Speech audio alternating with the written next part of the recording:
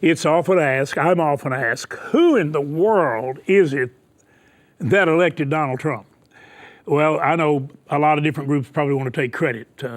You say, well, James, you're an evangelical, and we hear there was a very high percentage, the highest ever of evangelicals that voted. He wouldn't have made it without them, but he wouldn't have won without the African Americans and the Hispanics and all the other groups that did support him. But exactly who was it that gave this momentum?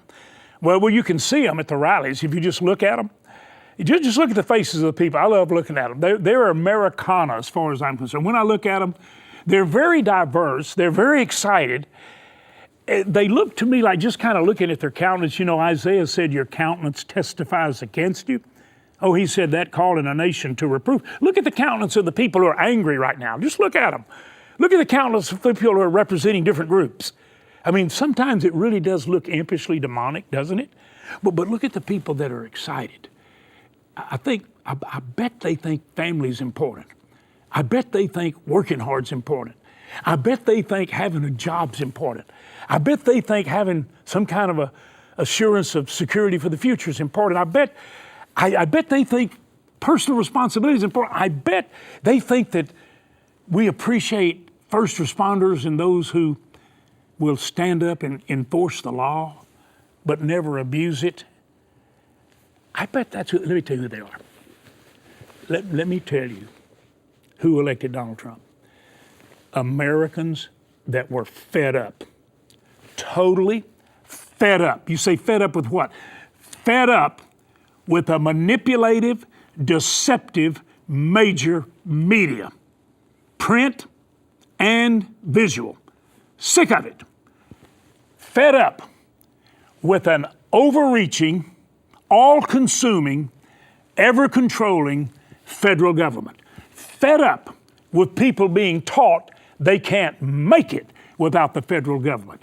Fed up with all the deception. Fed up even with bureaucratic agencies that don't just correct problems, but destroy people they don't agree with if they're of a particular bent, especially if it might be more conservative than some.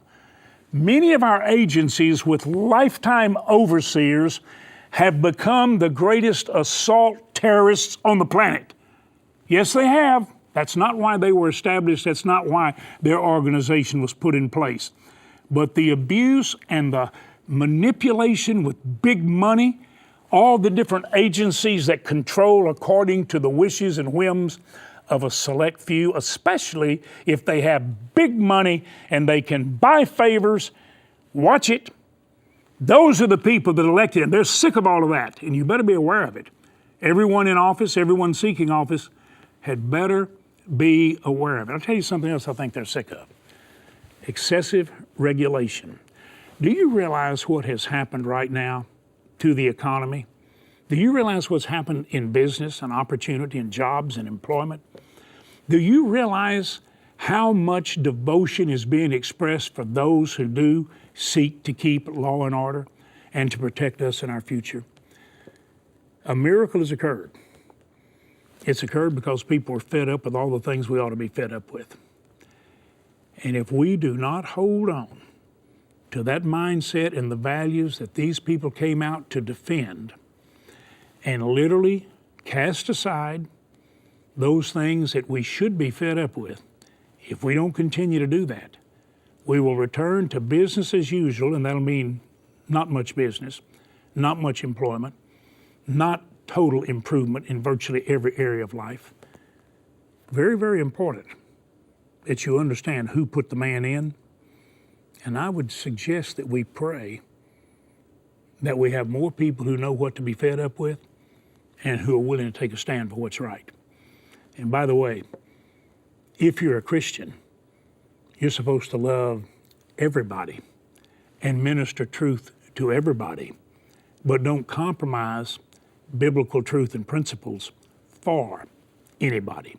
And when you speak that truth, speak it in unconditional love, but take an unwavering stand and stand together in supernatural unity, and we will be the light like a city on a hill that cannot, must not, and will not be hidden.